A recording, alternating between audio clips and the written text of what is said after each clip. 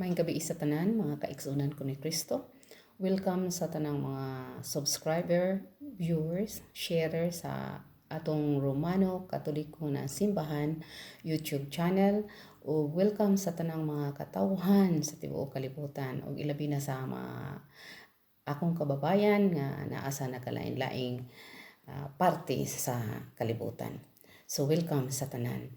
So sa unang video nga atong gihisgutan mao ang Ash Wednesday. Kung unsa gyud Ash Wednesday, ang Ash Wednesday mao ni ang sinugdanan sa Lent hangtod matapos siya sa Sabado Santo. Tapos diha na ta magsugod sa atong abstinence ug sa ato ang pagpuasa. Ug diha usab nato nga hinumduman nato kanunay nga kita gikan sa abog ug sa abog usab pauli, pero aduna kitay kalag nga mobalik na to sa Dios. So mao na ang pinaka-importante. So nga mangandam kita atong isalikpay ang tanang mga sala, tanang mga kasalanan, pero asahay dili na ta makahibalo kung unsang mga sala nga naa nato. Kay dili na ta kabantay tungod sa kadaghanan natong sala, nya wa patay kumpisal-kumpisal. So wa na ta kay bawo kung di na ta ka-identify sa sala nga naa nato.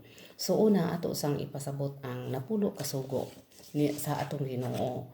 So sa New Testament gibag-o na ni Jesus ang pinakadakong sugo duha mao ang higugmaa ang Ginoo nga imong Dios sa tibuok nimong kasing-kasing, sa tibuok nimong hunahuna ug sa tibuok nimong kalag, ug higugmaa ang imong isig katawo sama sa paghigugma sa imong kaugalingon. So kung makuha na natong duha ang paghigugma, so the rest sa 8 makuha na nimo nga tahuro na nato ang atong mga ginikanan, amahan o inahan nga bisan pag anguhon sila, ato silang amumahon, ato silang atimanon, ang atong mga ginikanan atong tahuron aron hatagan tagtaas nga kinabuhi na sa Biblia nga kung motahod ta sa atong inahan ug sa atong amahan, hatagan ta og hataas nga kinabuhi. Sunod, unsay sunod, ayaw pagpatay, no? Ayaw pagpatay, dili ta magpatay. So wa man tingay tawo nga gusto mo patay, pero tingali na apoy uban nga mahitabo gyud kay daghan man tang patay nga nahitabo. So naa gyud na sa sugo o commandment sa atong Ginoo nga ayaw pagpatay, ayaw panapaw. So dili manapaw, unsa man ning panapaw? Kanang pagpanapaw kanang minyo ta, nya nakigkuan ta sa lain. So that is panapaw na. So dako kay na nga sala.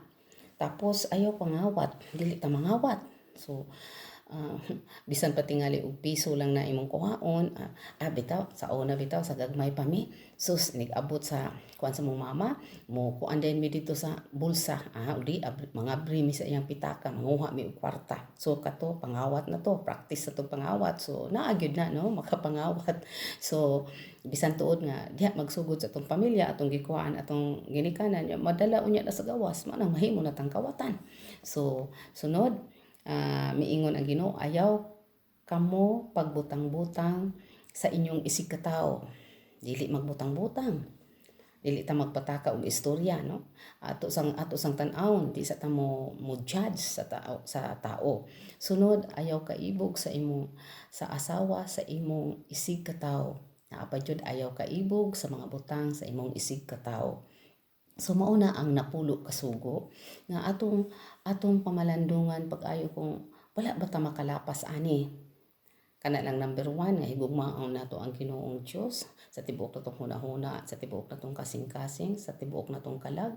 Nahimo na kaani nato nga asahay matabunan man ta sa mga materialis nga butang, unahon man nato ang ato ang panginabuhian gani usahay, dili na ta kasimba. So mao na mga kaigsuonan ko ni Kristo nga atong pamalandungan. So kung atong nakita nga doon natay mga kasaypanan nga nahimo, muduol ta sa confession, makigiuli ta sa Dios, no? Kay naatay confession sa ato ang simbahan nga mukumpisal ta sa usa ka pari aron mawagtang ang atong mga kasalanan. Sunod, dunay mga sala nga 7 deadly sin diha sa ato ang simbahan Katoliko. Unsa man na siya? Mao na siya ang garbo, pride. Naaman siya pride ang tao. Madato ka, mapobre ka, o ma-professional ka, o ma-uneducated ka, dunagyoy garbo ang tao. No, unsa may garbo sa tao. Ang mga dato lisod kayo duolon. Napoy uban nga lisod kayo duolon. Garbo na, no? O sa ang mga kabus, doon na sa garbo example ha. Nagsulob og relo nga di na mo andar tungod lagi sa garbo gasulob jud relo kay aron makikuan nga doon lagi siya relo. Karon kay naa may nangutanan niya day unsa nang orasa. Nya di man siya ka kuan kay wa man mag-andar yang relo. Tan-aw siya sa relo, tan-aw siya sa langit ug unsa nang orasa pag tan-aw niya nga udtong tutok sumiingon day siya alas 12. So mao na mga kaigsunan ko ni Kristo mao sa naggarbo na siya. So naa gyud ang garbo. Sunod unsa may sunod greed. Unsa man ang greed? Kahakog sa bahandi, kahakog sa posisyon, daghan klase nga hakog, no? Bahala na lang og makatamak ta sa ubang tao basta kita masiguro. That is kahakog, deadly sin na siya. Unsa pay sunod? Envy. Unsa man ang envy? Kasina. Kitang tao masina ta, no? Di ba nato masabtan kay daghang klase ang pagsina.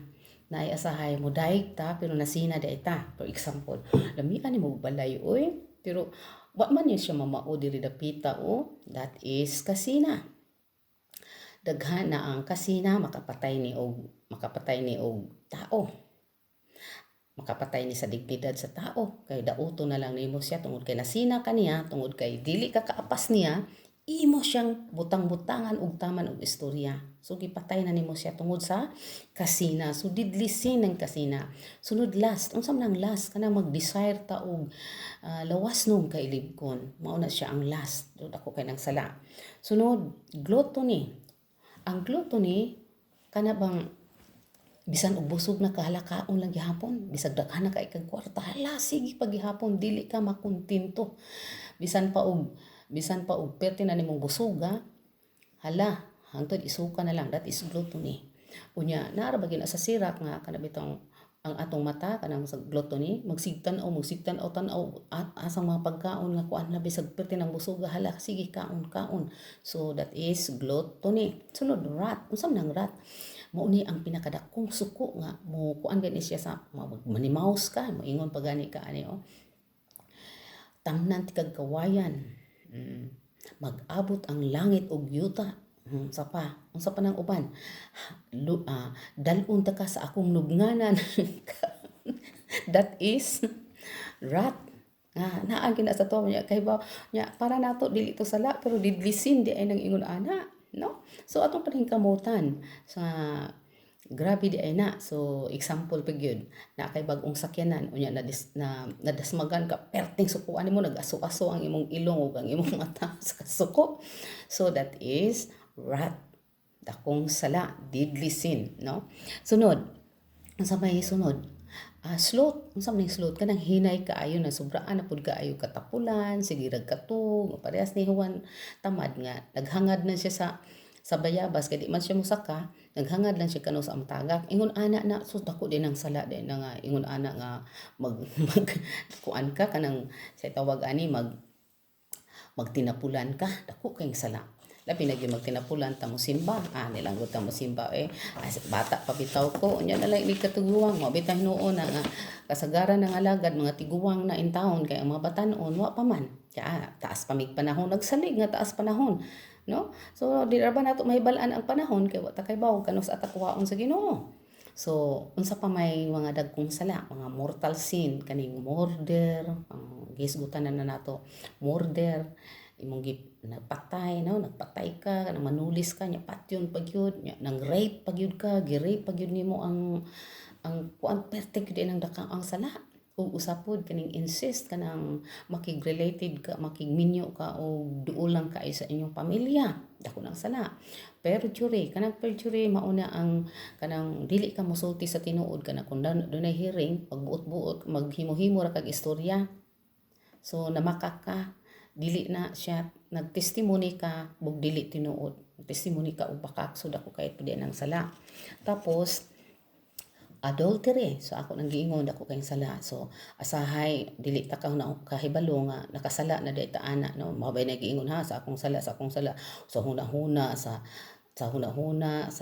unsa pa na So wala gibuhat, sige kinahanglang buhaton, nakasala na ta diha. So mao na mga kaigsuonan kung atong pamalandungan pag-ayo nga kitang tao makasasala ta. Walay sala nato nya. Asahan ba moingon ta, wa jud ko'y sala. Agarbo na na. May kayong ingnon nga sige ato lang ipabaw ni Santo Papa nga kining tawana walay sala aron mahimo na ni siyang santos. So mao na mga kaigsuonan ko ni Kristo nga kitang tanan makasasala. So ang sala, ang social sin kanang sala sa kadaghanan, omission sin kanang wa nimo gihimo, dako ka ng sala. So mao na mga kaigsuonan ko nga mao bitaw na nga aduna tay kamatayon tungod sa sala. So mao na mga kaigsuonan ko ni Kristo nga atong pamalandungan pag-ayo niining Kwaresma, atong pamalandungan kung unsay mga sala nga atong nahimo, atong i-examinon ang atong sarili tapos muduo ta makig-connecta balik nga to sa Dios diha pinaagi sa confession kay nag-ingon man ang Ginoo nga kun ang sala sa mga tawo inyong gipasaylo kini gipasaylo, kun ang mga sala sa mga tawo wala ninyo gipasaylo kini wala gipasaylo. So klaro kay na nga dunay mga kaparian, mauning kaparian nga gibilin sa atong Dios ni Hesukristo diha sa atong simbahan. O mao lang to mga kaigsunan ko ni Kristo o daghan kaayong salamat o sa dili pa di ay ko tapos aduna lang ko'y kanang i-announce no katong akong mga kauban dito sa Jinsan, mga kauban ako sa trabaho sa simbahan, welcome mong tanan o maningkamot ta nga magduol gihapon ta no mo serbisyo gihapon ta sa Ginoo. So maayong gabi og daghan kaayong salamat mga kaigsuonan ko ni Kristo.